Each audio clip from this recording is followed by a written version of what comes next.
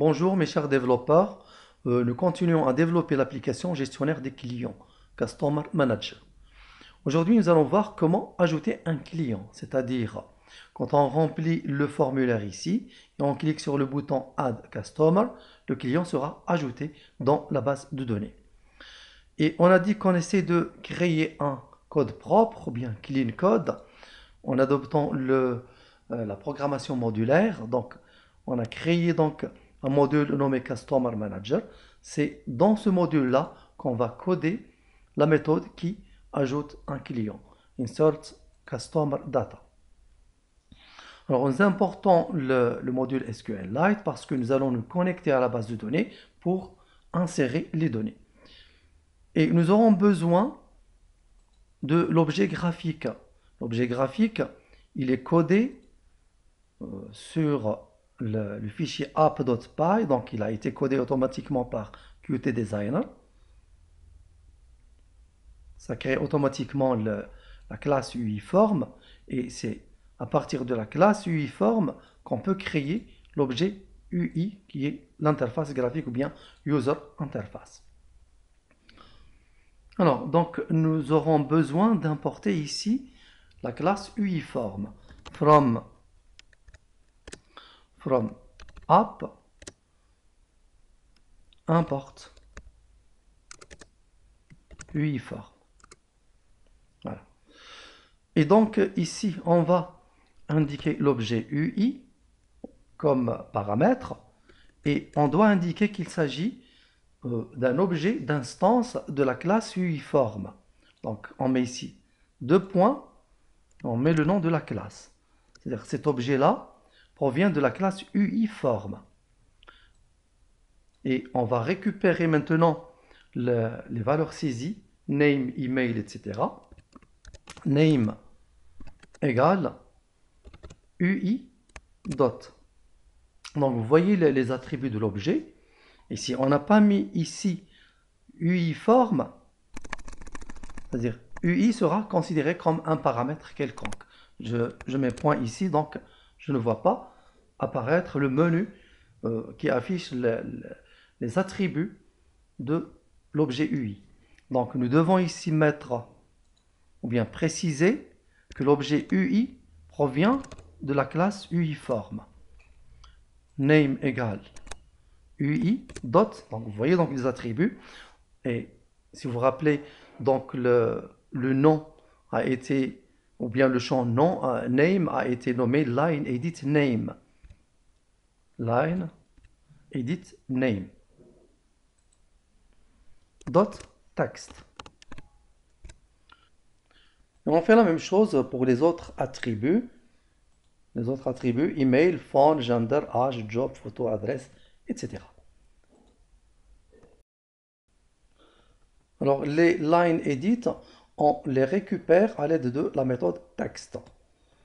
À l'exception de wide-get combo box gender, ici le gender c'est un wide-get du type combo box, on le récupère à l'aide de la méthode current text.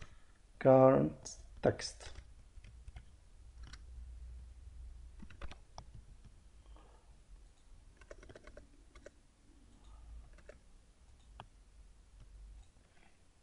Et donc après récupération des données du formulaire, qu'est-ce qu'on va faire? On va les insérer dans la base de données. C'est pourquoi on doit donc créer une connexion à la base de données. Égal SQLite 3 dot connect. Donc je précise ici l'emplacement de la base de données qui est donc data slash database.db. Donc data slash database.db.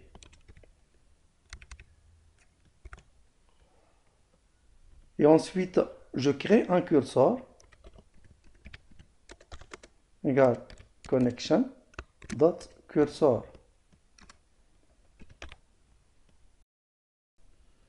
Nous créons ensuite la requête d'insertion des données. Requête égale insert into customer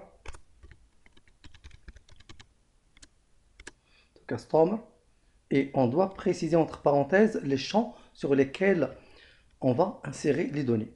Donc je commence par name, virgule, email,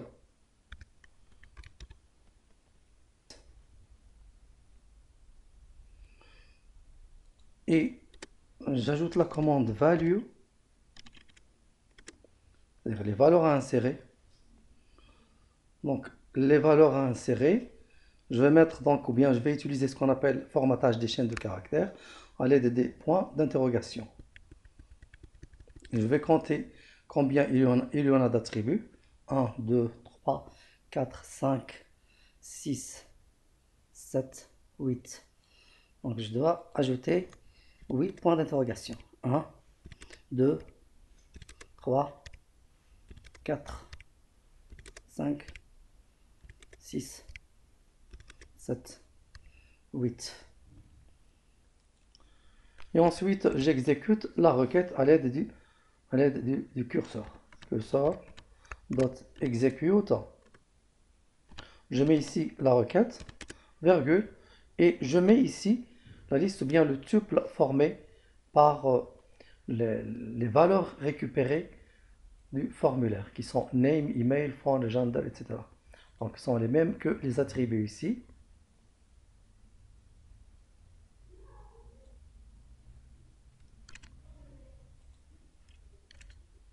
Alors, si je souhaite revenir à la ligne, je dois mettre un anti-slash comme ça. Et je peux revenir à la ligne. Et je dois mettre une virgule ici pour préciser qu'il s'agit d'une liste. Et ensuite, je vais envoyer donc les changements.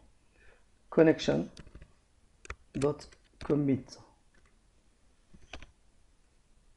Et ensuite, connection.close.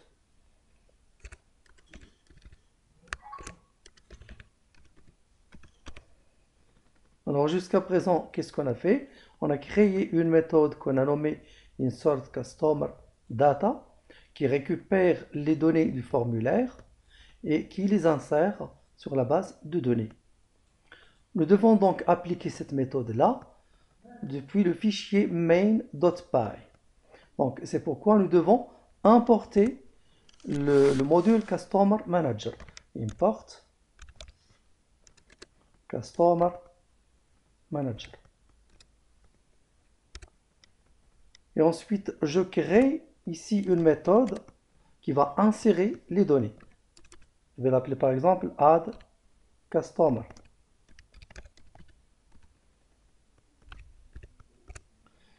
Et ici, je vais donc appeler la fonction que je viens de créer ici, ou bien la méthode que je viens de créer, insert customer data. Donc j'appelle le module customer manager dot insert customer data.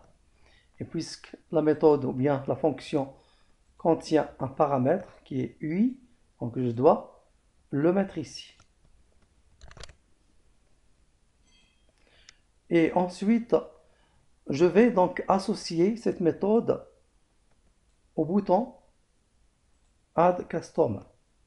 Quand je clique sur ce bouton-là, donc je crée un signal qui va donc utiliser la méthode Add Customer.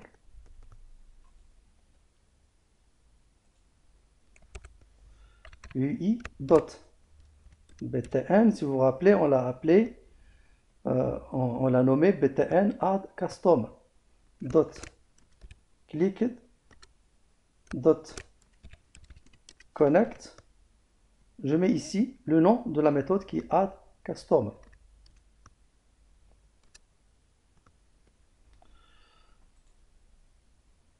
J'enregistre maintenant et j'exécute. Donc je ferme l'application premièrement. J'exécute maintenant. Voilà l'application qui se lance. Donc je vais donc insérer des données ici. Adam par exemple. adam@gmail.com. Phone number plus 112 choisis donc mâle, âge par exemple 23 ans, job étudiant, photo donc pour le moment aucune, je vais donc l'insérer, pardon, je vais la coder par la suite. Adresse, je mets ici l'adresse, est né. Voilà. Add customer. Et je peux voir maintenant est-ce que les données sont insérées.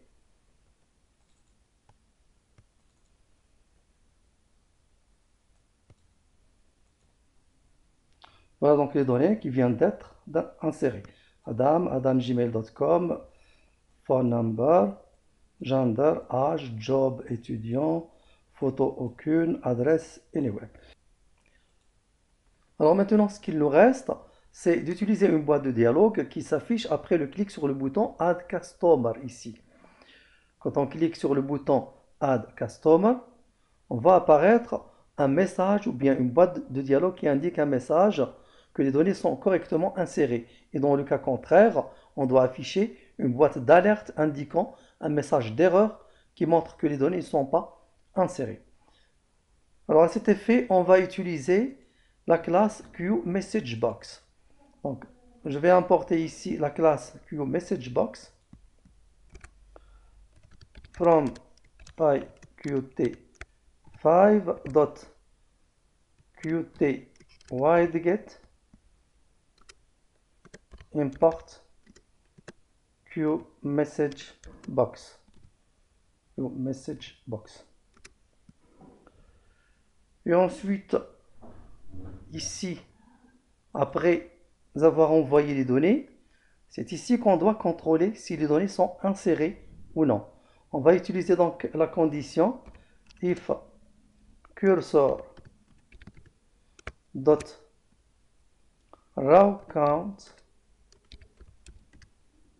est strictement positif. Alors, j'explique ce que ça signifie ça. If cursor.rawCount strictement positif. Alors, cursor.rawCount, ça indique le nombre de lignes affectées par l'exécution d'une requête. Et donc, si les données sont insérées, donc il y a au moins une ligne qui a été affectée.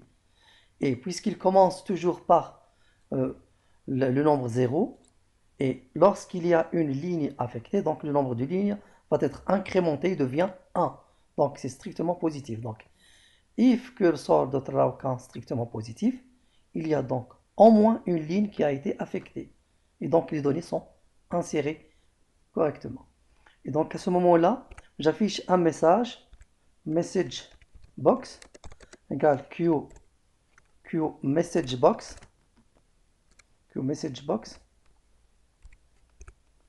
Et ensuite, je vais donc assigner une icône à MessageBox, ou bien à la boîte de dialogue MessageBox.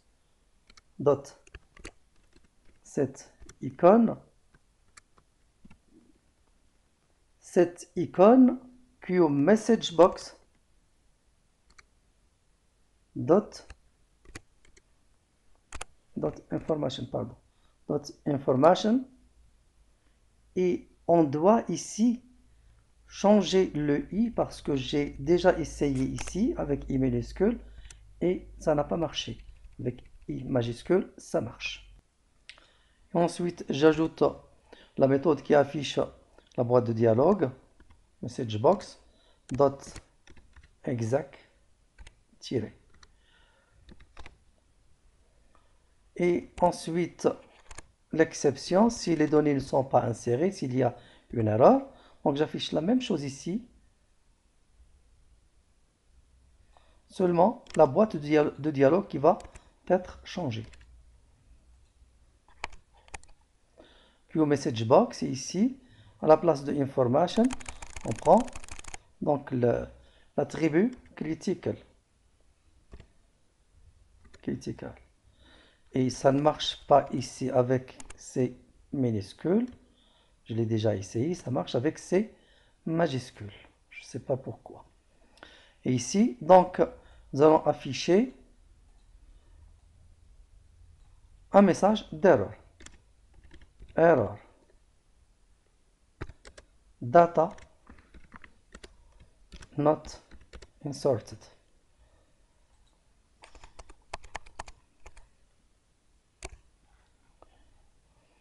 Donc, j'enregistre et j'exécute maintenant le main.py. Ah pardon, je dois fermer l'application. Je relance l'application.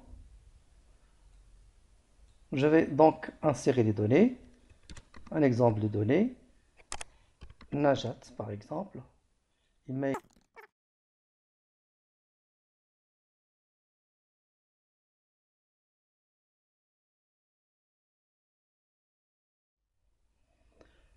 Je clique sur Add Customer. Donc ça m'affiche, vous voyez, Data correctly inserted. Et dans le cas d'erreur, ça va m'afficher erreur, données ou bien data not inserted.